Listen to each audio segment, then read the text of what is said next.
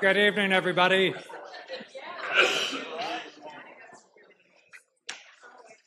Let's please be seated, and let me welcome everybody here this evening. My name is Don Fairbairn.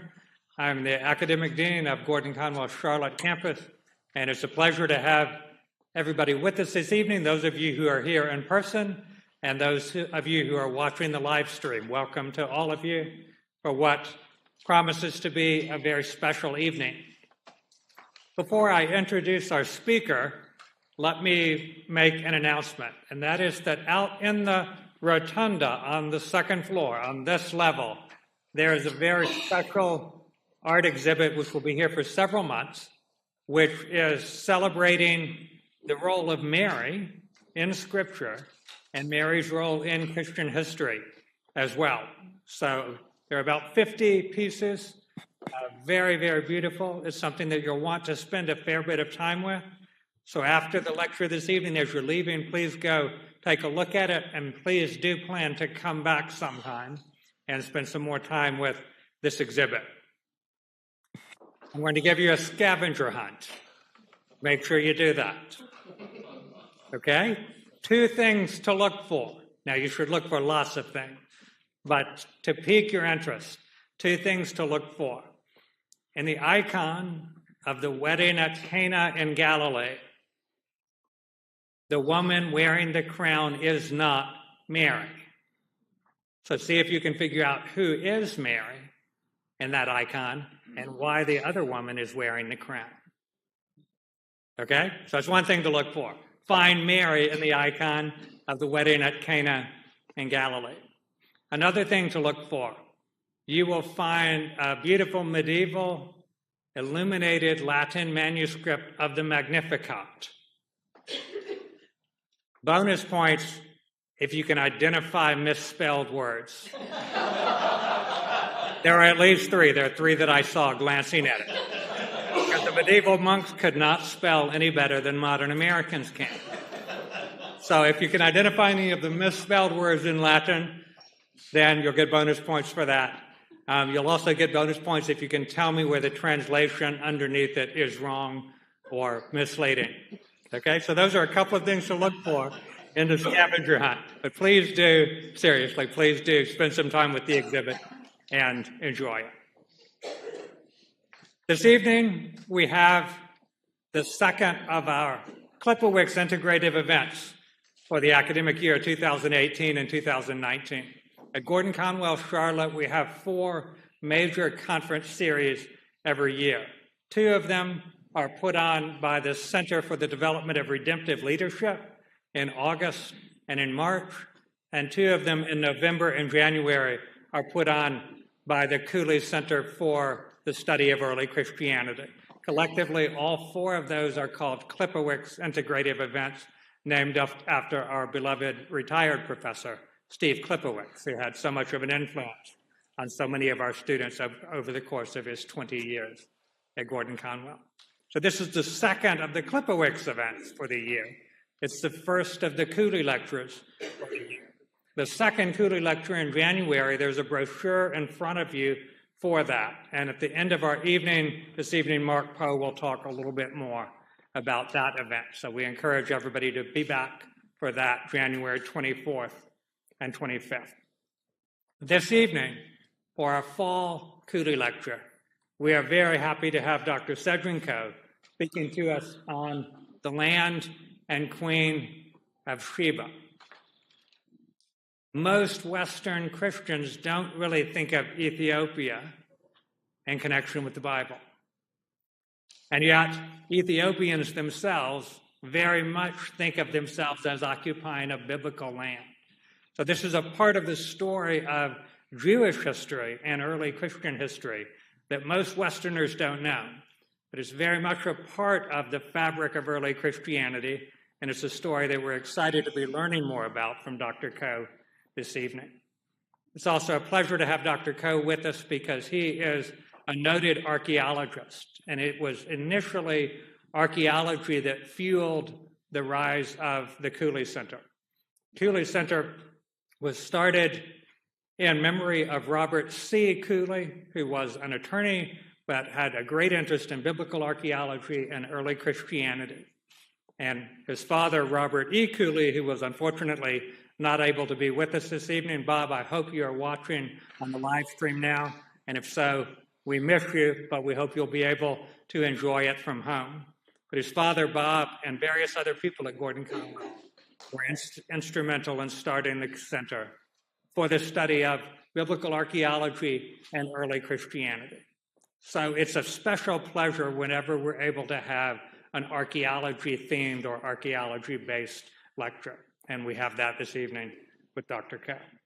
Dr. Sejin Ko is a graduate of the University of Chicago. He holds both a master's degree and a PhD in ancient Near Eastern archaeology from the University of Chicago.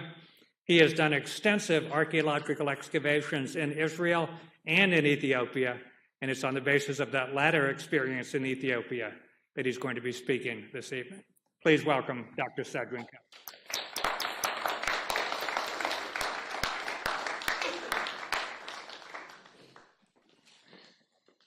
Thank you, Dr. Fairbairn, for generous introduction. And thank you, everyone who came tonight. I am honored, and I'm thankful to you for being with us tonight. I am especially thankful to Dr. Cooley. I have known him quite some time now, many years, and I never thought that I was going to be in Charlotte and lecture in the Cooley Center or work for the Cooley Center. But I'm not a prophet, so I didn't know my future. So, Dr. Cooley, I'm thankful to you, and Dr. Lily Gaston, thank you very much for bringing me here in Charlotte. I enjoy Charlotte with my wife. Gordon Conwell Theological Seminary is a great place. I am proud of the school, and I enjoy the school, the staff, the professors, everybody here, and the good weather. The air is so clean here. I'm very thankful for that, because in Korea, the fine dust is killing everybody. And Dr. Fairbairn, thank you for giving up the title of the Cooley Center, but he still controls it, so it really doesn't matter. And anyway, I thank you for your leadership and for your kindness, and all of the members in the Cooley Center. Those IT people in our school, and I'm thankful to all of them. They still teach me how to use all this advanced technology. I'm thankful to them. And I'm thankful to Michelle, who always fixes good meals for our events. And tonight it was also good. Wasn't it good? Yes. Tonight? Yes. And then for the library, to do this research, I had to use our library. I thought it was a small library, the smallest library I ever saw in my life, but it was very efficient. And so I would like to thank the librarians or library staff. I asked Mr. Barakat, who was born in Eritrea near Aksum, to help me, because he speaks the local language. He lived there for 40 years of his life. So I asked him to come to help me.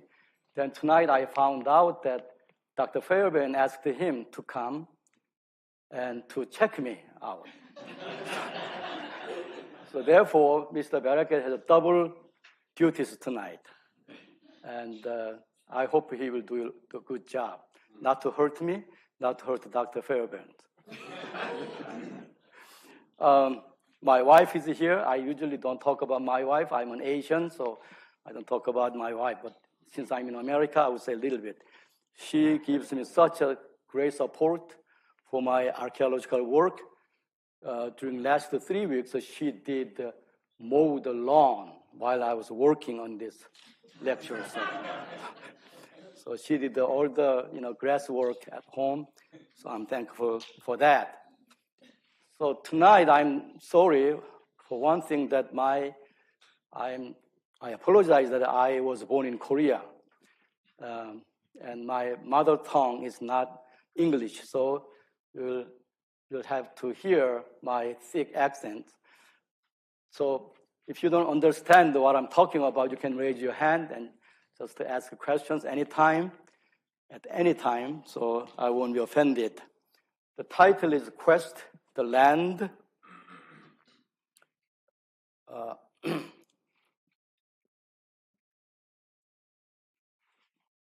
And the Queen of Sheba. This is an everlasting topic. Scholars talk about, teachers and pastors and scholars talk about this title, discuss it, but we still don't have the final answer. Mine is also on the way to the answer. It's intermediate. I'm trying to show you the last 3 weeks. While I was sleeping, I was thinking about this subject. About 20 years ago, our church in Korea, that is the biggest Presbyterian church in the world. We have 100,000 members. 100,000, not 10,000. And began to develop medical service in Ethiopia. Ethiopian government gave us 30 acres of land, and we built this modern, up-to-date medical facilities. This is the kind of best hospital in Ethiopia now. It's sitting in Addis Ababa. Now we built a library and a dormitory with the medical college.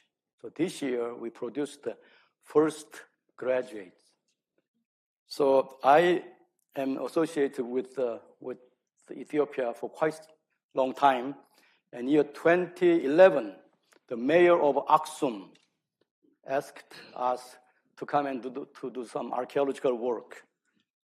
So I joined the Aksum University. It's a national university which has 15,000 students, and they have very large department of archaeology. So I was invited to set up their postgraduate curriculum and led the excavation project. Now, while my English is not good, I'm rushing it because I want to finish this quickly so you can go home early and then say, wow, that was a great lecture. Otherwise, if I drag on and then, it was good, but it was too long. So, and I started late because you came up late. So I but I still try to finish on time. So I'm going fast. So if I make mistakes, you just see the screen and understand it. So,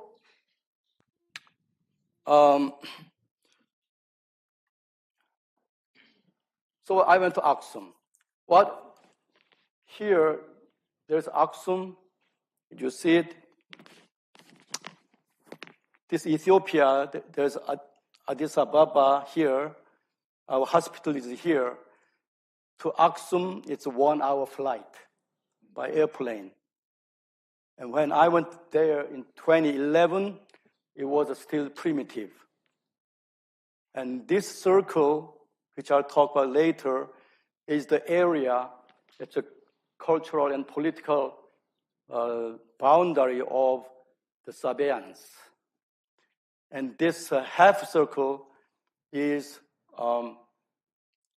Abyssinian influence. I don't want to use the term Ethiopia. It's a modern political term for this country. But I'm talking about way back in time. Therefore, if possible, I try not to use the modern term.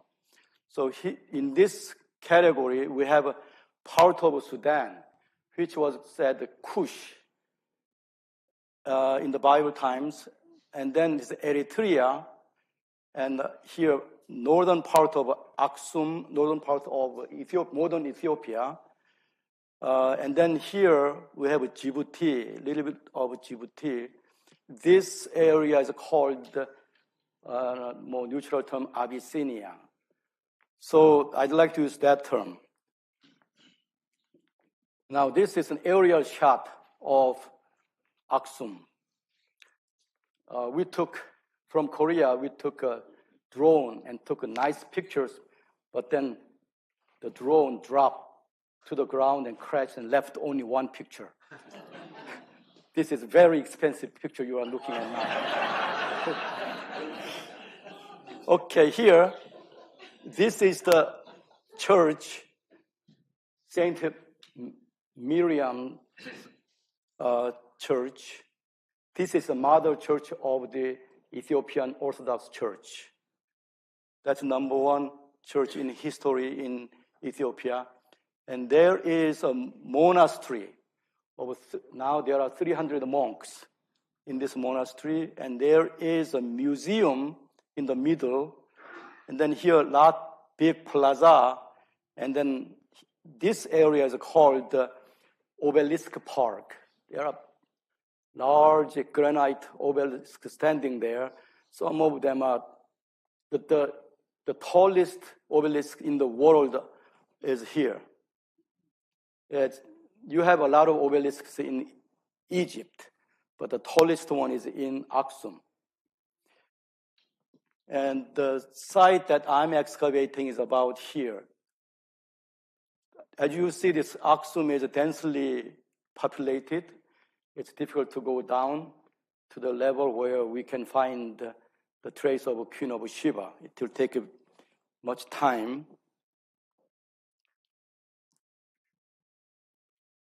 This area had a civilization before first millennium BC, but our research is in the first millennium BC because of the Queen of Sheba, because we are believing that Solomon was a real historian who governed the land of Israel in the second half of the 10th century BC. So here we have some architecture from in the first millennium BC. This is a temple where the Sabaeans worshipped the moon god. And from the 700 BC, probably this is 8th century BC structure. And in the middle of Aksum, this is the famous Obelisk Park. And as you see, this one is so large. Perhaps on the day they set it up, it collapsed and it broke. And this one was taken to Italy by Mussolini. Mussolini cut this into 3 pieces and took to Rome and set it up there. And Ethiopians challenged and asked to get it back for a long time. And in recent times, it came back in 3 pieces again. They have to cut it again because there's no plane this tall, this long, and brought it back and then set it up again. This one is in its original place, but it's very tired now. So it's leaning, trying to collapse any time. So they're holding it back so it's not going to fall. It's a dangerous situation. There are many standing stones there, and someone counted about 200 of them. This is a phenomenal. And I checked many of them, and many of them are lying on the ground. So it will take many years to make them stand again. In another area, there is a field called the Gudit Stella Field. This is a field with the standing stones. There are many. Someone had a survey. There are 500 standing stones once in antiquities. We do not know the date of this thing. Probably it's like the first millennium BC. The other one is, this one is from the 2nd century, 3rd century AD. But this one is even earlier, much earlier. I'm hoping to go back here to excavate this field. And I'm talking with the Ethiopian government. And Ethiopia, the Nile has two sources, White Nile and Blue Nile. And Lake Tana gives the Blue Nile water. So this is the picture from that lake. And that goes through this area, this valley, to Egypt. So this area is called Abyssinia in antiquities. Here we have a northern part of Ethiopia, modern-day Ethiopia, and Eritrea, and part of Nubia. It's called Nubia or Kush, all kinds of names. You see Egypt, and this is Upper Egypt up to this point. This is the only map. This upper part is called the Lower Egypt, and this lower part is called the Upper Egypt. This is because of the elevations. Now, this area is called the Kush. Also, Kush is called Ethiopia in Roman times. Modern Ethiopia is different than the Ethiopia in the Bible. So there should not be confused. But people living in Aksum and to the south, modern-day Ethiopia, they used that name to make their country's name. This is the area of Aksum. There are large mountains here, and this field in between mountains, there are a lot of archaeological sites. Aksum is a kind of archaeological wonderland. Some Western scholars, some Western archaeologists from some very little from the USA, some from England, some Italy, they did excavations. Suddenly I showed up. They never saw someone like me, and I'm the first Asian who is doing the archaeological work. I have a lot of first things. I do a lot of first things. This is the license the Ethiopian government gave me to excavate in Ethiopia. Believe me, it was not easy. And I had a project with Aksum University, and this is President Mebratom. And here I look healthy and happy in the field. But Michelle told me that's not the case. I was just younger. Michelle always tells me to confuse me with the truth. Now, I had this Ethiopian students to work with me in the field, the site called the Taka Mariam. Mariam is in Ethiopian Miriam, called Miriam, Miriam's place. And I also hired the local people and taught them how to do excavations. And I taught the students how to do surveying and excavating, all kinds of things. I had to teach them. And they are great, they're bright students. Ethiopians, they really are bright people. And I examined the drawings. And finally, the site I was excavating, the people thought that it was maybe 5th century AD. But I had such a luck in a very sealed context. Sealed means it was not disturbed in ancient times. But silver coin came out. This silver coin is from 270, AD 270, 3rd century AD. And you don't get that kind of luck in the first attempt. And so the site is now dated to 3rd century AD, about 200 years earlier than Ethiopian people thought. Silver coin, when it came out, people were very excited. Why? Because in Ethiopia, there are a lot of gold mines, but no silver mines. So if you go to museum, you can see a lot of ancient gold coins, but not silver coins. So this one is, God anointed my project there. So the 19 millimeter diameter and 3 millimeter thickness in the middle. Look at this King Anubis. He is wearing a war helmet. In the front here, he had some kind of a lightning, and he's wearing a clothes, some kind of,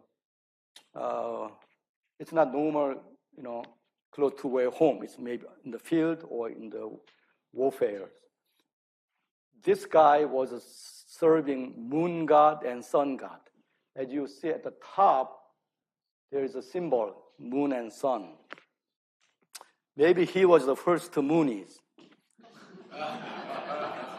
because Moonies, the founder's name is Sunmyeong Moon, Moon Sunmyeong, so moon and sun. So I was on the Ethiopian national television a few times with that, and this is the field with the grid. And one of the areas with lots of walls and things that came out. That's so much about our archaeological project I did and how people are living there. Now, you are in Charlotte. You cannot imagine this. 2011, when I went there, people were still walking without shoes. But in several years, it changed. Now they have mobile phones. That's amazing how quickly they are changing. So there are donkeys and camels carrying the wood for fire. Ladies are walking, and the donkeys carrying some grains. They're pottery makers. She made the potteries, and then he is carrying it to the market to sell it. This is from the time of, this picture is right out of the Bible, actually, from the biblical times. I asked him, how much do you get for this large pot? He has to carry this almost half a day to the market. And he said he gets about, in US dollars, about 30 cents. Yeah, this is about 6 years ago. So that's their economy now. It's rapidly improving. And the field is very beautiful. On the right side, this field is a golden field. It's called a teff. It's growing. This is a gluten-free grain. And many of you try to avoid the gluten, but you go to Ethiopia, you don't have to eat it. Here, they make a local food with that. Top left is, this is, I don't know better word, but dung from their cattle, cows and ox. And they dry it and to use as fuel. But people are very happy. Look at these people. They're lovely people, happy. And some people in America, in Korea, in this advanced civilization, they are unhappy. But these people, they are happy.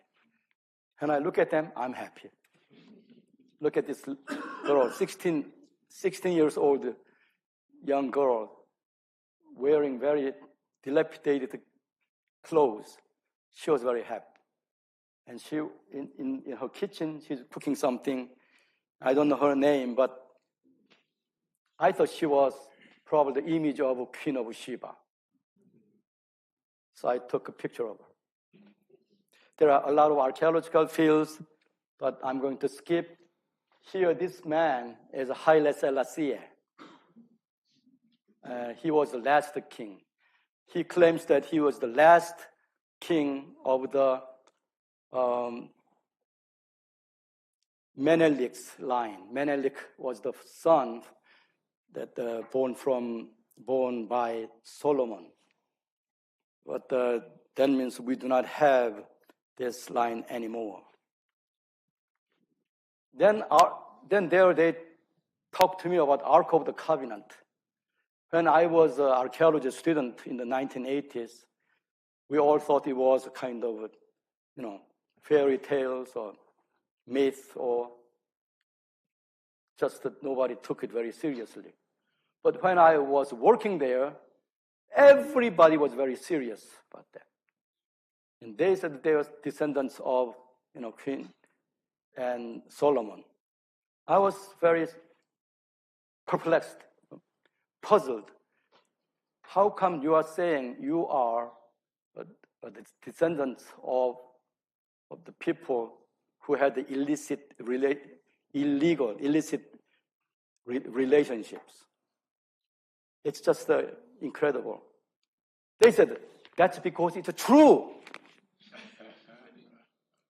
I couldn't believe it. So now at that time, I began to think about seriously.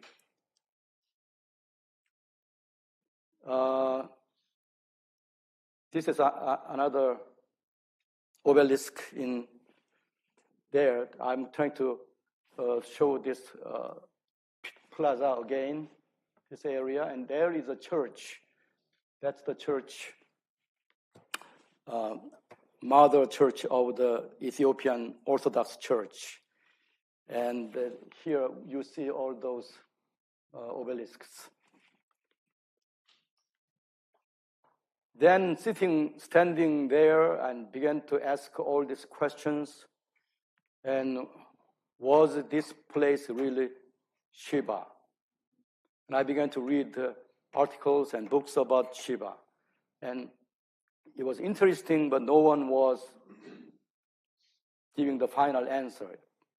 And then I was puzzled about this woman. Why there's no name for that? If she was that important, in the 1 Kings 10, we know the king's name is Solomon, but we do not know the queen's name. Why? Now, if you look at this chart here, you can see that this time is the Israelites established a nation in the land called the Canaan. Before that, we have the Egyptian new kingdom, pushing up very vigorously to the north. And then here, about 7th century BC or 8th century BC, Assyria and Babylonia and later Persia coming down toward the Canaan. In between, there is no international power. If you see down here, Egypt is in recession. Egypt has no power. They have internal matters. They do not have energy to come out to Canaan.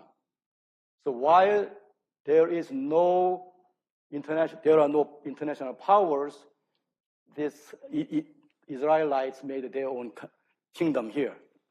So the Bible glorifies the kingdoms of David and Solomon, but at that time, there's nobody to stop them. So in a sense, we can say it's a cats away, mice play. Okay, that's the situation. Therefore, at the time when Queen of Sheba came, it was King Solomon's monopoly in the land. Some people are doubting about his, existence, all kinds of things. But I firmly believe, I also know that he was a historical man, and at that time, Israel was making its exclamation mark in history. Now, Ethiopians have this book, Kebra Nagast, The Glory of Kings. It is from AD 14th century. It's not very old. But some people say this is a copy of the 9th century book. But the composition maybe was done in 4th century AD. If you read this book, the story stops about at 4th century AD.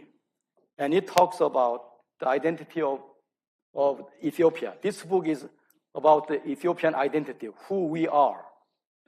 And there, many chapters talk about this lady, Makeda. Makeda was the name of the queen, young queen. Her father was a king, and he died, and he left the throne to her. And she heard about King Solomon and sent an envoy to Jerusalem and made arrangement for her to come, and she came to Jerusalem. And while she was there, she converted to Yahweh worship. And she was actually sun worshiper, but now she converted to Judaism. And then he said Solomon liked her. She was so beautiful, and tricked her and slept with her. Now, I didn't know Solomon was that bad. I mean, I thought everyone written in the Bible are holy people, but Solomon did something I wouldn't, support. But anyway, I don't know why, but she told him that you are not going to force me to sleep with you. And okay, so Solomon said, okay, I won't. But on the other hand, you are not going to take anything in my palace without my permission. She said, I don't need anything from your palace. But one night, Solomon told the head cook in the kitchen to make the food very spicy and salty. So in the banquet, they ate together. And in the middle of the night, the queen was very thirsty. She came out to the hallway, saw there was jar, made of, I don't know what. At that time, probably it was a pottery jar. And then poured the water and trying to drink it. And maybe she took 2 sips. Solomon popped out and said, I told you. What did you tell me? Not to take anything from my palace without my permission. Water? Yes, of course. That's what Solomon was a wise man. You know that, right? Then business deal was over. She came back home, had a son. His name is Ibn el-Hakim. Looks like this is an Arabic name to me. If it's Ibn means son of Hakim, is in Hebrew Hakam, wise, son of the wise. That's how they call him in Ethiopia. But in general, they call his another name Menelik. This boy grew up and asked the mother, who's my father? She said, your father is the wisest man in the world. Who's that? Solomon. And he went to Jerusalem and met his father. It looks like Solomon gave Queen of Sheba something and said, if it's a son, when you send him to me, give this thing. It's a ring or something. And then I will know that he's my son. But when he showed up, he was like a photocopy of Solomon, except the color was different. So he didn't need to see the ring or the evidence. So he loved him, had a good time, wanted to keep him there, but then the Israelites didn't like it. We don't want to have a black king in Jerusalem. So he had to go back home, and he wanted to go back home. And Solomon collected the first sons of the elders in Jerusalem, and they were sent to Ethiopia or Aksum with this son, Menelik. And on the way to Ethiopia, one guy told Menelik, you know what? What? We have the Ark of the Covenant. What? Yes, we stole it. We brought it here. Are you crazy? Yeah. we Mr. Barakat, you enjoy it. Yeah. And and the guy said, Azariah, his name is Azariah, was supposed to be the son of the high priest Zadok. He said, you know what? If we see the Ark of the Covenant, we are supposed to die. God will kill me, but he didn't kill us. That means he allowed us to take it with us. Oh, is that so? So they took the ark happily and went to Aksum and set up there. There is a long story how it went around, and finally came back to that church. So the mother, Makeda, her name is now Makeda. She was dying. She gave the throne to him. He became Menelik number 1, and the Jewish dynasty began in Africa this way. That's what Kebra Nagast is talking about. Now she's going on the camel. I'm sure there are a lot of people went with her, and she met King Solomon. This ivory tusk here. There are a lot of things brought. Now, where was Sheba or Makeda's country? We're looking at this. Possibilities are Saudi Arabia, Yemen, or here, Aksum, Egypt, or Kush. That's a southern part of Sudan, not South Sudan. We have to be careful when we say South Sudan. Here's the South Sudan, so southern part of Sudan, somewhere here. Jesus said, the queen of the south. He said, he didn't say. Jesus probably knew the name, and he didn't want to tell us, maybe. So he said, the queen of the south came to Jerusalem. Where is the south? Where in the south? Again, here we have, I don't know if you can see this. This pointer is not. Here, the Negev or Sinai or Egypt, that's all south. Saudi Arabia south. Yemen is south. Africa here, this area also south. So Jesus gave us a lot of possibilities. He's very generous. But in my research, I found out that there are many Shebas. This is a good news. I saw people try to find the one Sheba, and they've been checking every places. But then when I was studying this, I saw that there are many Shebas. So here I put S there. It's a Sabaeans. The people called the Sabaeans. Wherever they go and make a village or a kingdom, that's a Seba or Saba or Sabea, Sabaean kingdom or Sheba. So there are many things we can look at: Old Testament, Assyrian documents, archaeology, a lot of things. But tonight, I don't know. The spelling is interchangeable. If it's a Seba or Saba or Sheba, etc. Because we are going through many languages: Hebrew, Arabic, Sabaean, Akkadian, not Korean. In the Assyrian documents, the king, Tiglath-Pileser III, this guy attacked Israel and its vicinity. He said, his 8th century BC, 1,000 warriors. Maybe I mistyped it, 10,000, I think. I made bow down to my feet the peoples of Massa, Tema, Saba, Hayapa.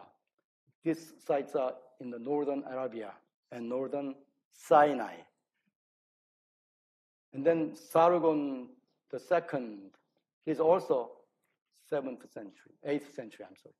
He said all the names he mentioned, Itamar the Sabean, he got tribute from this guy. And this is southern Arabia, current Yemen. So we can tell there are different Sebas. And here, Sennacherib, this guy who attacked Judah in 701, he said, Karibillu, king of Sheba. This is a man, I think. So we have different Shebas. So we don't have to try to find one Sheba somewhere. Job, in the Bible, in the OTA, Job was living in the land of Uz or Uz. I don't know what in English how you say it. English changed the pronunciation of everything. Job 1, chapter 1 says, and the Sabaeans attacked and took them. The Sabaeans attacked Job's family. They also slew the servants with the edge of the sword, and I alone have escaped to tell you. The Sabaean nomads attacked his family. These Sabaeans, probably not from way in the south, in Arabia or Sinai. It's probably eastern land, so it's the modern day Jordan. That's the northern end of Arabia. So the key word is not Sheba. The key word is Sabaean. This ethnic group or this nomadic group is giving identities in the places where they are living. And they are making colonies. It seems here in Yemen, there was a large or strong Sabaean kingdoms here, and they were colonizing in the northern Arabia, and they are also colonizing in the northeastern Africa. But it seems that this northeastern Africa, they flourished. The colony flourished more than, I have to check this, I have to do more studies, but I think they flourished more than the Saba itself in Yemen area. And then here in Jordan, there's a Saba, maybe that's the land of Uz. And then here in Sinai, all of these places can be called the Sheba. Now I go back to this map I showed you, okay? Now, this picture is from 1936 Olympic Games. At that time, the Korean peninsula, North and South Korea, were occupied by Japan. And the Koreans were called the Japanese. And there are two Koreans, this one and that one, they, in the marathon, one got the gold medal, another got the bronze medal. But in the newspaper, they are Japanese from Japan. And they are still recorded as Japanese in the main stadium of the Berlin Olympic Stadium, Olympic place. So that's the fate of the colony. Here, this is a place called the Saba.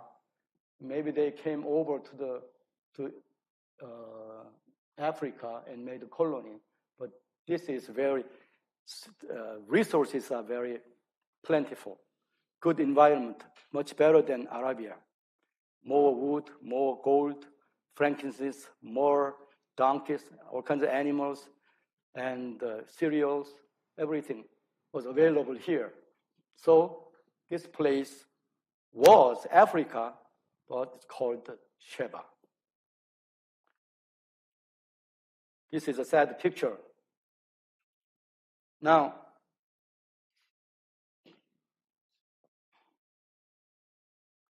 I'm jumping. Now we have a summit meeting, so to speak, between the king and the queen. Now remember this story. People, they talk about this, and I checked many scholars' commentaries and their writings about this summit meeting between Queen of Sheba and King Solomon.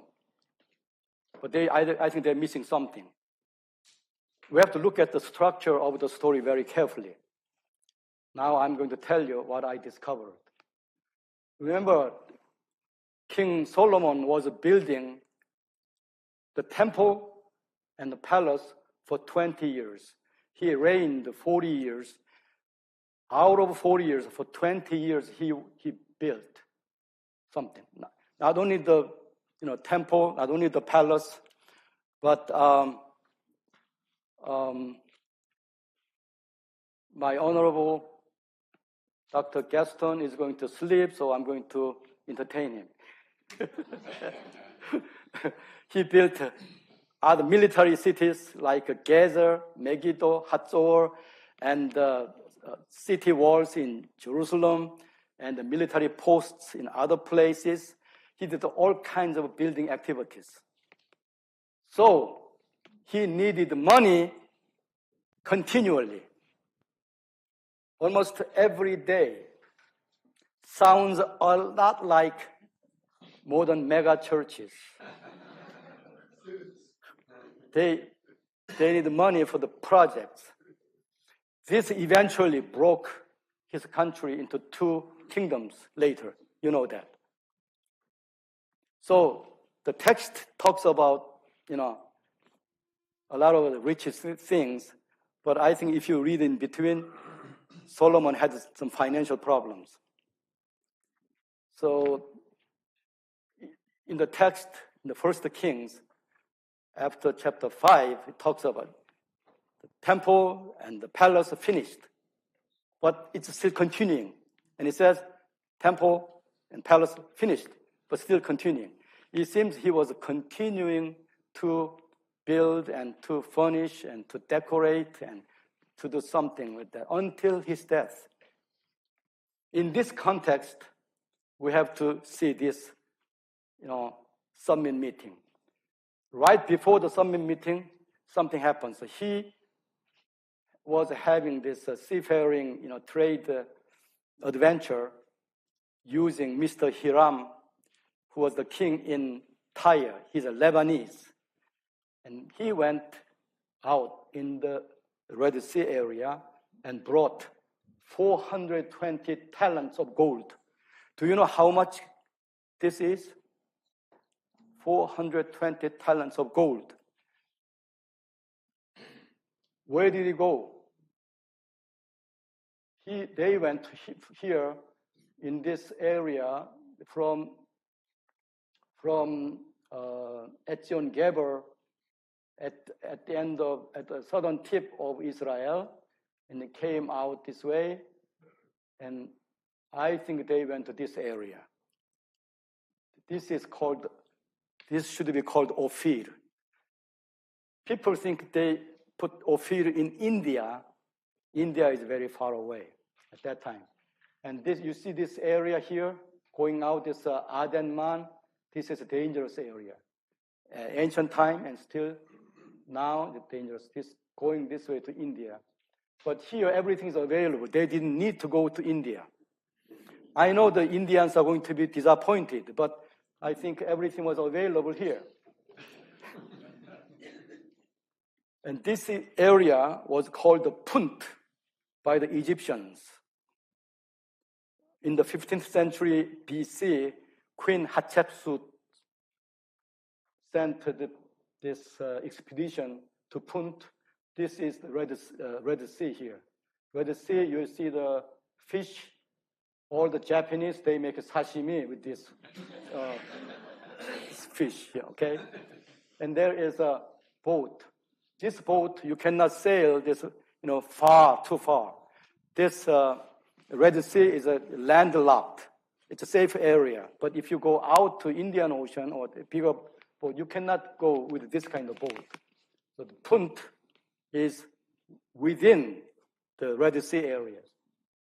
So here, if you see that, this is a myrrh tree, and there is a monkey. People are carrying up something here, and these are myrrh trees. Some frankincense already packed, and they bring cattle. This couple was local people in Punt. This is the husband, that's a wife. And they are meeting the Egyptians who came to get all kinds of things. Now, 420 talents of gold. How much is that? That's a 14.3 tons. I missed the S here. At least I know my mistakes. And that's a 6 Jeep Wranglers. Here, this much gold. That they got from Ophir. You are not surprised, so I'm disappointed. Because last night I worked very hard to make this graphic. I went to bed at 3 o'clock because of this thing. It didn't go very well, so I experimented this way. That finally I succeeded and I went to bed, and you are not surprised. So next time I'm not going to make that kind of graphic. Anyway, now after he got that much gold, now she showed up. When you come in Africa, in Asia, I don't know in America it's different, in the USA it's different, but in Asia or in Africa or in the Middle East, from time we don't remember until now, when you come to someone's house, when you come to someone's organization or country, the first thing you do is giving the gift. It's a gift-giving country. It's a gift-giving culture. But she didn't give gift. She asked the questions first. How rude! But Solomon answered all of that. He said Solomon explained everything. No gifts until she's satisfied. And then she talks about how great his kingdom was, how wise he was, how wonderful his palace was, etc. She praises such a long time. The description is only 13 verses. Out of that, half of that is dedicated to praise, Solomon. And then she gives 120 talents of gold and great amount of spices and precious stones. Never again did such abundance of spices come in as that which the queen of Sheba gave King Solomon. Why did she give that much? Because he needed it in the temple and in the palace. She already knew that. She brought that much gold. She already knew that. Remember, in Kebra Nagast, she sent somebody to Jerusalem to make her coming, to arrange it. Now, that's that much gold. Okay? Now you are like Americans. Is that a Korean car? No, I don't buy Oh no, this is American car. You know that. Korean cars are good, but the Jeep is the best made by the USA. Some think Toyota Jeep is best. I don't think so. The Jeep is a Jeep. It has to be made by America, made in America, or made by America.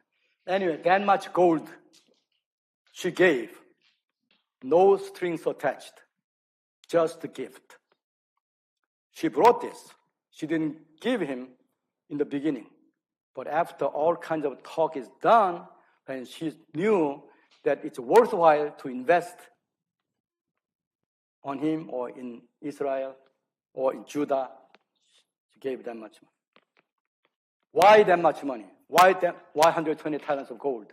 Because Hiram of Tyre gave him that much money. So Solomon, Hiram, the queen, they now became allies together. Now, then suddenly the meeting is not over yet. Here there's an intermission. It's like a movie, long movie, intermission. And they send ships, boats to the Red Sea again. And not this time, not gold, but bring timber. Why? Because now Solomon has enough gold. Hiram gave him 120 talents, and he got from Ophir 420 talents, and the queen gave him 120. He had 660 talents of gold. That's enough now. But didn't have enough timber. So this time, where did he go? Look at the map on the right side here. Where do you think trees grow? Where? People, they say they went to this Yemen or this area. I mean, do you see any trees here? I'm flabbergasted when I read that kind of things. I mean, look at here. When you look at the map on the left side, you don't see the difference. But when you see the right side, you can see where the trees are. You don't have to go to India. Oh, they say almug trees. Okay, you can talk about that. But the trees grow in this area. When I went to Ethiopia, it was not Africa, I thought. It was Greenland with a lot of rains. So they went here to get the trees. He didn't need any more trees. That's it. Now Solomon gives his gifts to her. Isn't that strange? When you get some gifts, you give your gifts in return to answer, your guest's kindness. But Solomon waited until the ship came back with the timbers, and then he gave his gift to her. But his gifts are not itemized, but lumped together. Look at the text. King Solomon gave to the queen of Sheba all her desire, which she requested, besides what he gave her according to his royal bounty. Nothing. We don't know what he gave her. We know what she gave him. 120 talents gold, and a lot of spices, and precious stones. Why there is a problem like this? Because the king, now I get excited. We can talk on and on tonight, but the dean is looking at me, so that's not possible. So Solomon gave her an itemized list. This is what I need. But the queen didn't need anything. So whatever you give me, I'll get it. So that's what happened here. Now he had 660 talents of gold. From Hiram, from the queen, and from the Ophir, 660. But the text says 666, so I don't know where the 6 came from. Maybe that's the interest from the bank. That's it. It's 9 wranglers. Okay.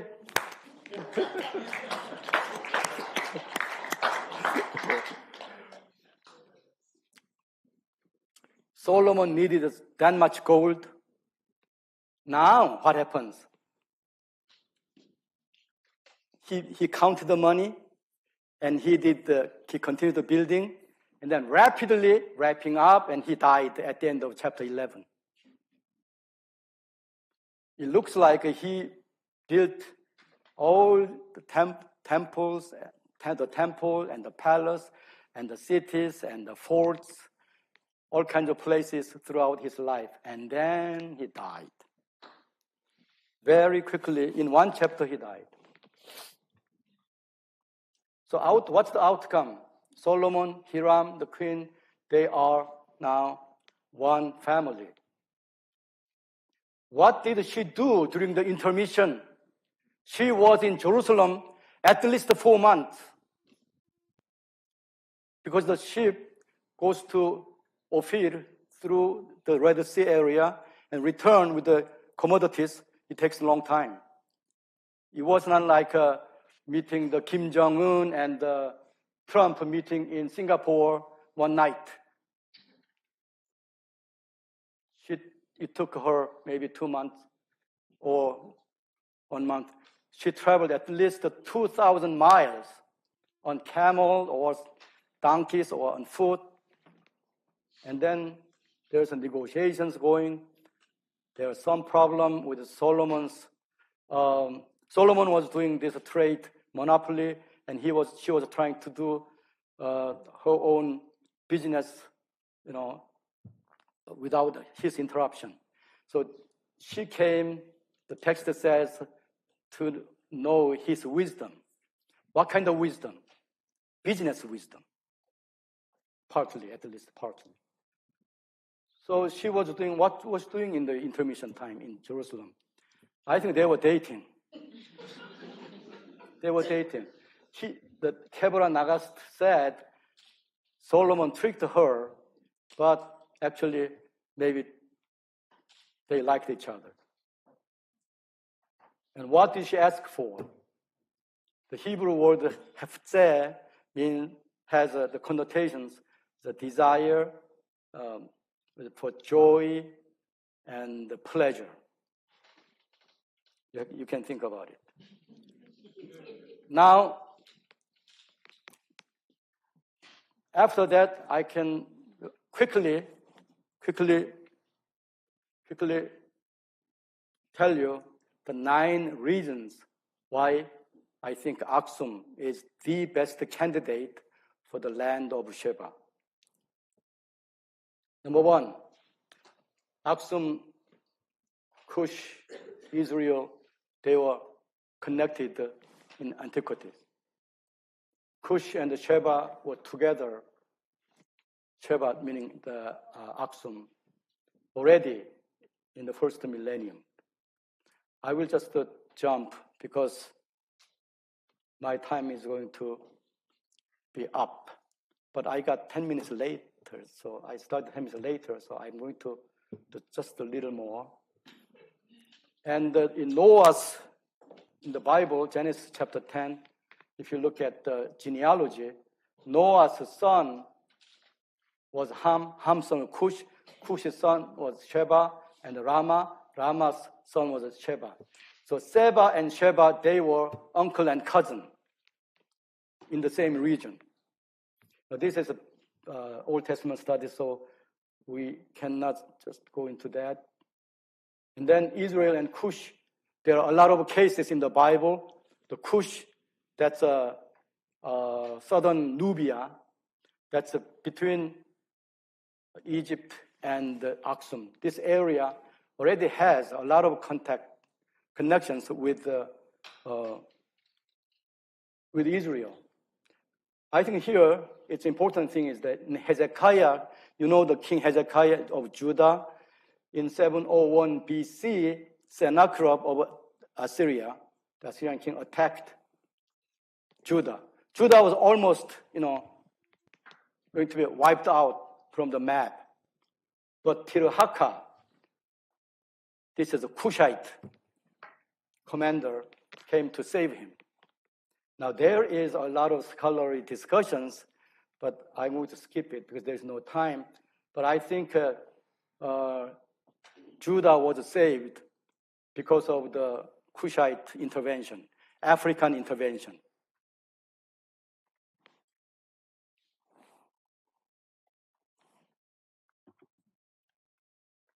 Number two, everything was available or obtainable in the Aksum area.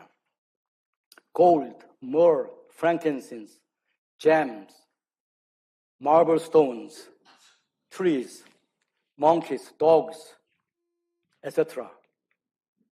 Later, coffee is from Kaffa in Ethiopia. That became coffee. Coffee Arabica is not from Arabia. It's from Ethiopia. Arabians were just middlemen. They're merchants. They bought gold, myrrh, frankincense, coffee, etc. from East Africa, Northeast Africa, and sold it to the Middle East and to Europe. That's why the Europeans saw that, and they saw it, this is from Arabia. So they called it coffee Arabica, but it's from Ethiopia. Mr. Barakat is happy now to hear that. And I think I will add just the Magi gave Jesus, baby Jesus, myrrh, frankincense, and gold. I think they are all from Ethiopia. I try to wake you up. Salt from the Red Sea, salt is still sold.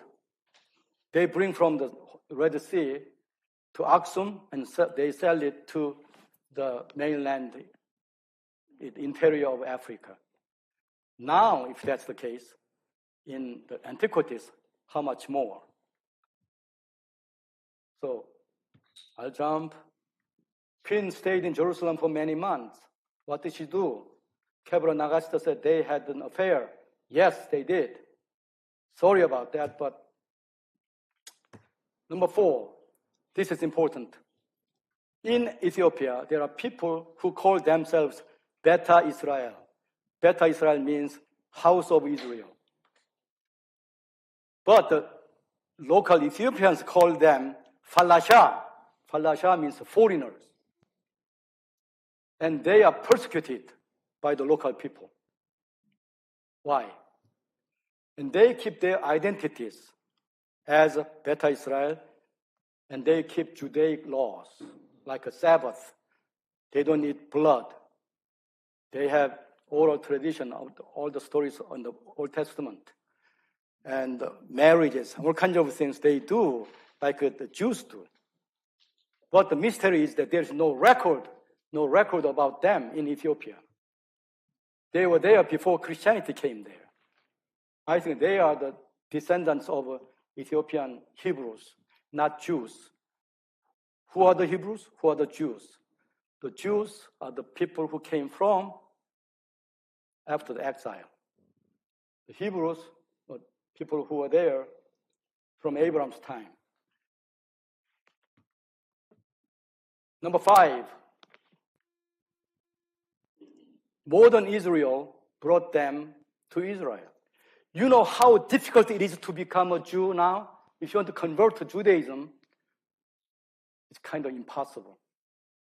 But Israelis, or the rabbis, went to Ethiopia and examined them, and brought 100,000 Ethiopians to Israel. Up until 1980s, you didn't see black people there or Ethiopians there. But now, every other person is Ethiopian in Israel. Dr. Laniak, do you remember when you were there? Uh-huh. Okay, I said something, they are laughing hard. And the left man is from America. He's an American Jew. On the right side, he's an Ethiopian Jew. And he's serving in the military. Now, north of Aksum, there are villages. After Israel brought 100,000 or more Ethiopians to Israel, there are only now 4,000 Beta Israel or Falasha people are living there. So I went to those villages. They were flabbergasted. Who are you? They are the first. I'm the first Korean or Asian they saw. They said, why are you interested in our life? I said, I am strange. But if you look at, here is the Star of David. This is their synagogue. And this is the Old Testament. This is sent by the Israeli government lately.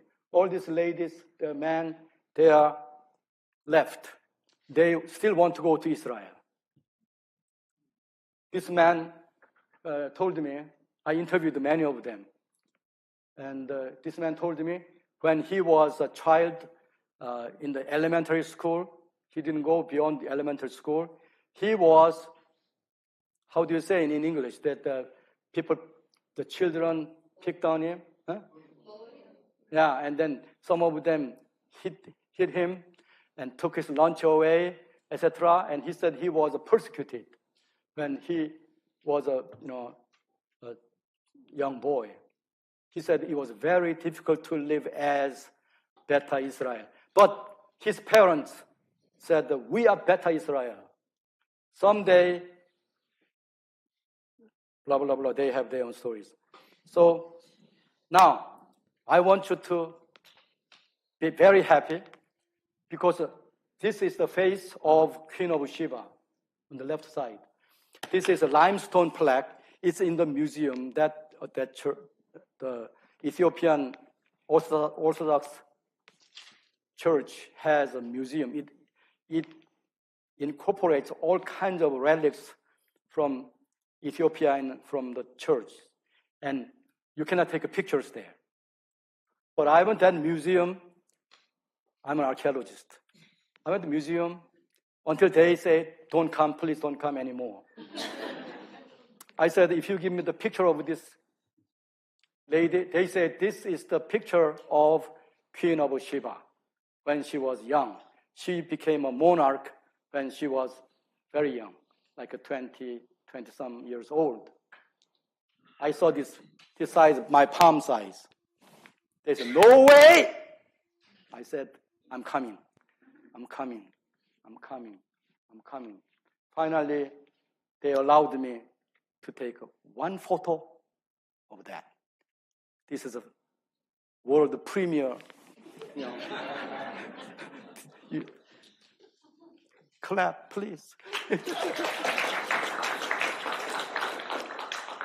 This face is very different than modern Ethiopians. You look at Mr. Barakat. His face is longer. Her face is more like mine. Now then I went out. I was standing in the thoroughfare in the city of Aksum. I tried to find someone like her to take a picture. Thousands of people, thousands of them passed by. I couldn't find anyone like her. One day, I saw a family walking. I found this lady on the right side. I went to the family and said, may I photograph your daughter? They were furious. What's the problem with you old man? I said, I love her. No, I didn't say that, but I said, I love to take a picture. They said, why? I said, because she probably resembles Queen of Sheba. Or the father said, do you really think so? I said, yes. Or take a picture of her. That's how I took her picture. Do you think they are similar? Anyway, she's pretty, isn't she? Number 7, Semitic languages in Aksum. They are not Hamitic language. They are not African language. They are Semitic languages, like Israel, like Jordan, like Saudi Arabia, etc. Already Dr. Fairbairn mentioned, our academic dean already mentioned Ge'ez or Giz language. That's influenced by Sabaean language. And there are more languages, Tigray, Tigrinya, Amharic. Mr. Barakat speaks Tigrinya. He speaks Tigrinya. So this Mr. Barakat, what language is that? This is from Yeha Temple near Aksum from the 7th century BC. This is Sabaean inscriptions influenced by the Arabian scripts. Is this Amharic? Yeah. Okay. Tell Dr. Fairbairn I'm okay. Okay. And this Semitic Giz language and South Arabian, they are connected. Number 8, Ark of the Covenant. It disappeared without noise or without trace. Why? When it was made, Bible talks about it very loudly. How to make it, what kind of materials. And then when it was moving around, it talks about it. When it was in the war field, it talks about it. When it was moved to Jerusalem, it talks about it. David was in front of the ark, he had problems. Solomon built the temple and brought it to the temple, talks about it. Then, when it disappeared, nobody talks about it. So, scholars think that it was taken to Babylonia before the Nebuchadnezzar, the Babylonian king, attacked Judah. I don't think so. This is such an important piece, and it was an expensive piece because it was, covered with gold. Somebody would have said it. And also the people who were exiled in Babylon, they made a Talmud there. There is nothing, not even one word about it. There's some problem, I think, here. That's the possible reconstruction. And you know this golden candelabra, which was in the temple, was taken by the Roman soldiers when Titus attacked Jerusalem. We have evidence here, they took it.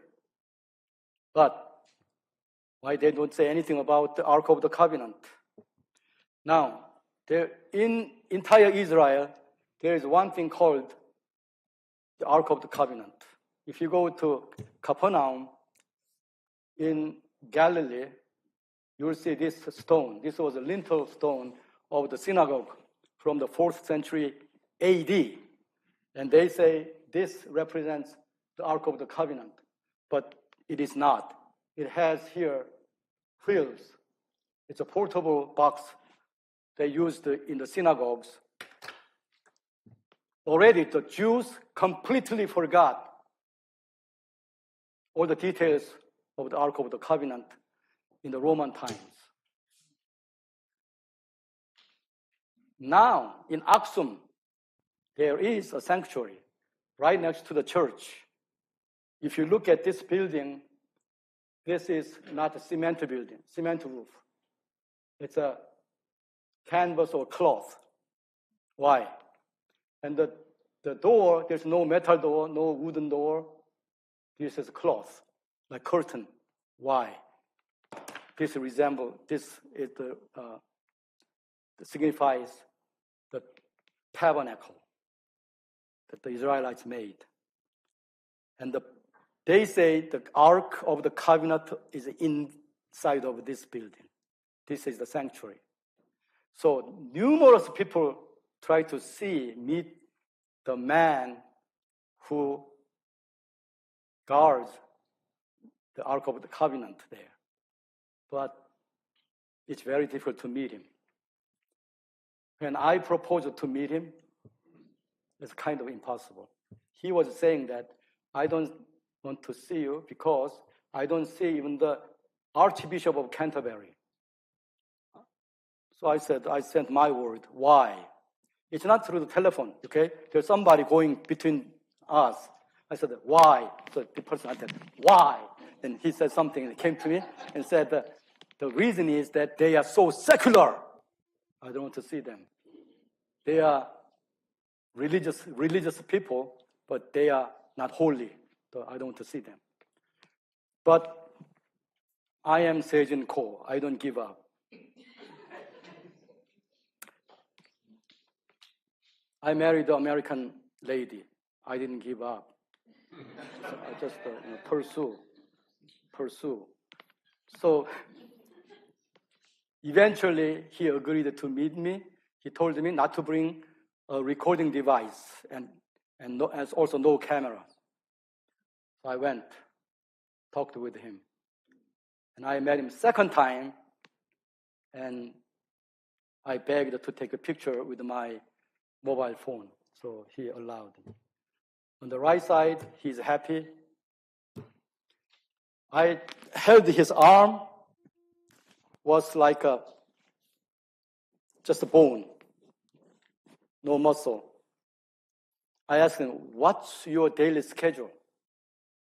He said, I sleep about 3-4 hours. And most of the time I pray. So I said, what do you pray about? He said, I pray two things. One, for the God's will be realized on this earth. Two, for all the people in this world will live together in peace. These are the two things he prays. I asked him, what do you eat? He said, I eat only vegetable, soup, and something made of vegetables. Who makes them? I was like a police. Who makes them? He said that some nuns. Okay, there are priests, there are monks, there are nuns. There are nuns who have duties to make food for him. And somebody brings that and put them under the door. So he eats. Okay, so we had a altar. And when he found out that I was a Korean pastor, he was very happy and relaxed. So we talked and talked. In the beginning, he said 15 minutes, but I talked about 2 hours. My wife told me, you love to talk, so I did. And I asked him, may I see the Ark of the Covenant? I knew he said no, because everybody failed to see it, so I don't think he would allow me. But he said, he looked at the roof of the church and said, do you see the sun resting on the roof of the church? I said, yes, I see it. Can you see the sun directly into the sun? I said, no. He said, God's glory is 7 times stronger than the sun. If you see the Ark of the Covenant, you will not only be blinded, but you'll be killed. In the Bible, actually, it says, if you see the Ark of the Covenant, you will die. But journalists say, oh, no, it's a fake, so that's why you're saying that. But when he said that, suddenly my mind, my heart was like electrified. Something convinced me in my heart. And so he said he cannot show me, of course, but he said pray for the peace of the world. Now, which route did the ark to take to come to Aksum?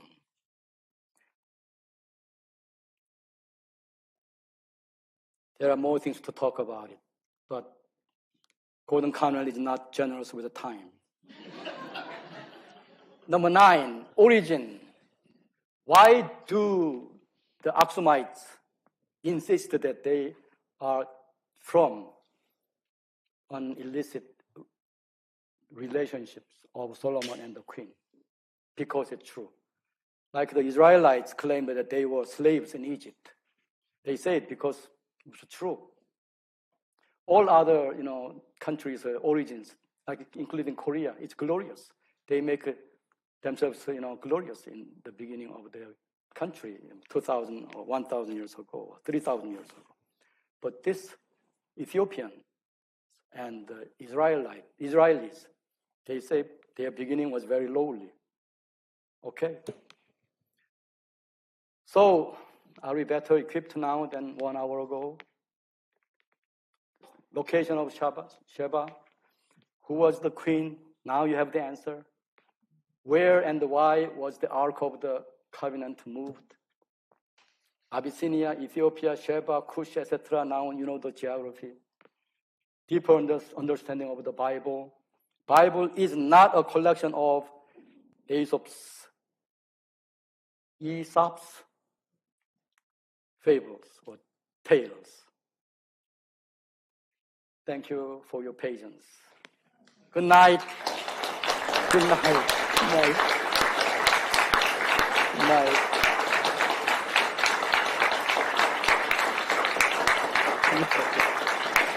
Thank you.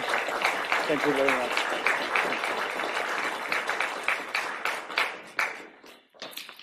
We have a short time for questions and answers. So if you have a question, please come to the microphone so we can get it.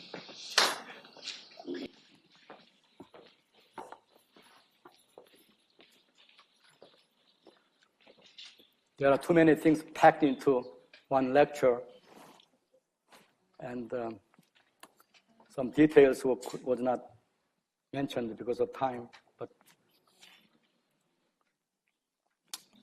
it's a happy time to talk about Bible in my life. Yes.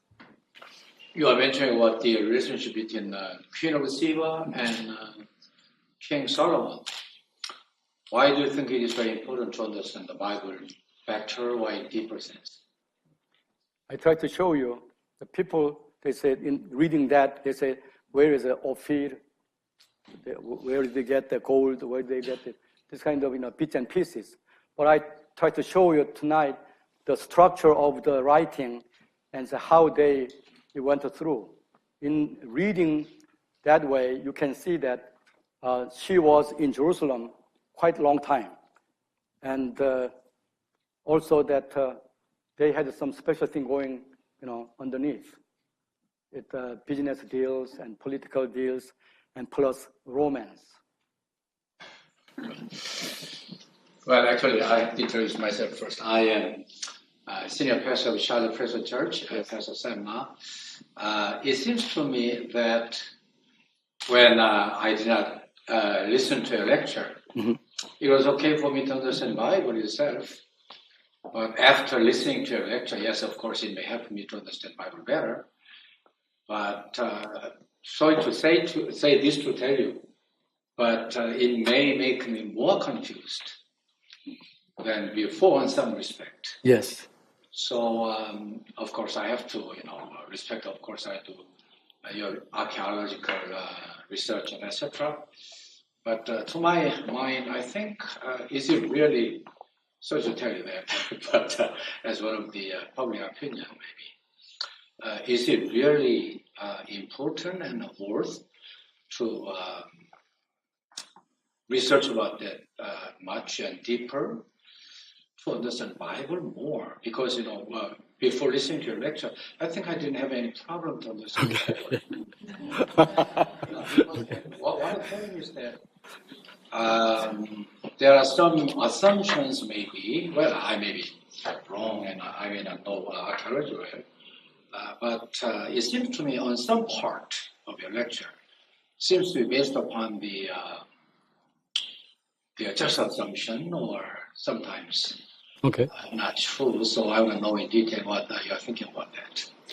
What's the question?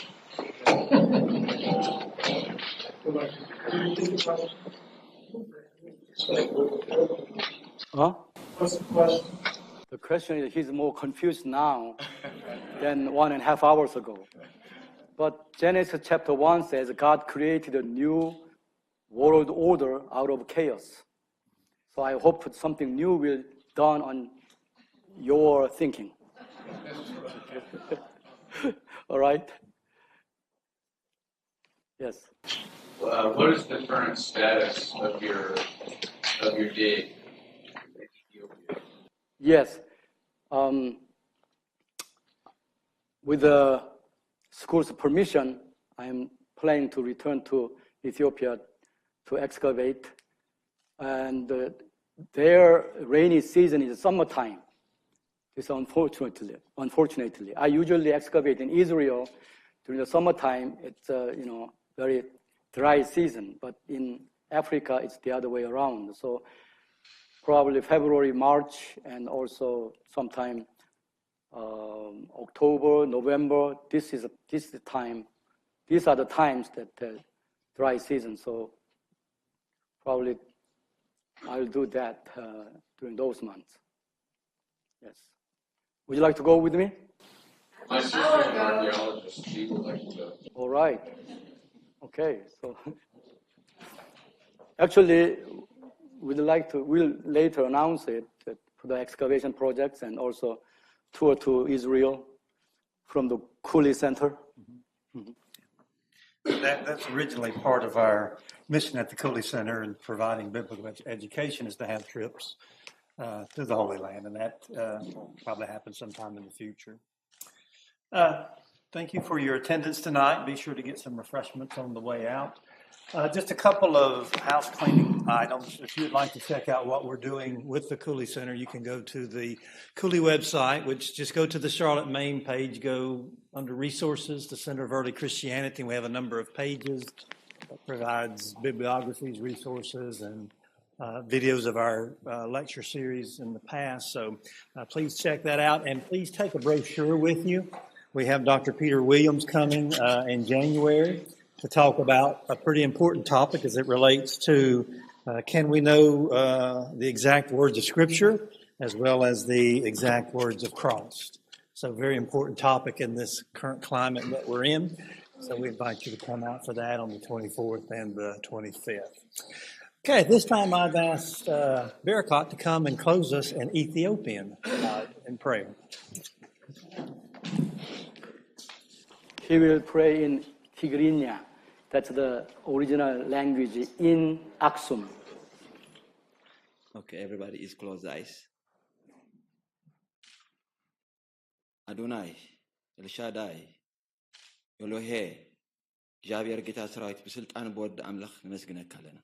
Zama Altizia, Zagzezia, Vidamshetzia, Pelaunetka, Manfeska, Bisagacha, Brabatka, Javier Nefsokaf, Bezahilizi, Manfes Kudus.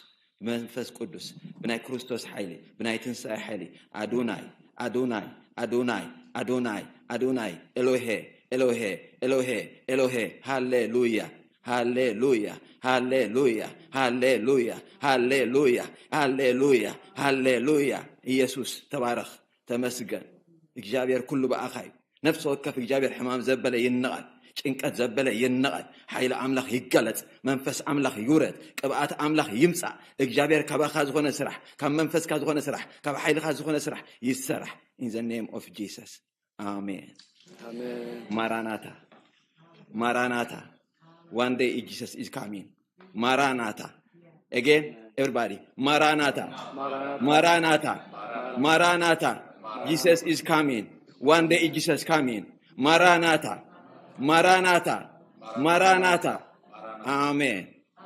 Thank you. Thank you, everyone. Thank you very much. Thank you. Good night.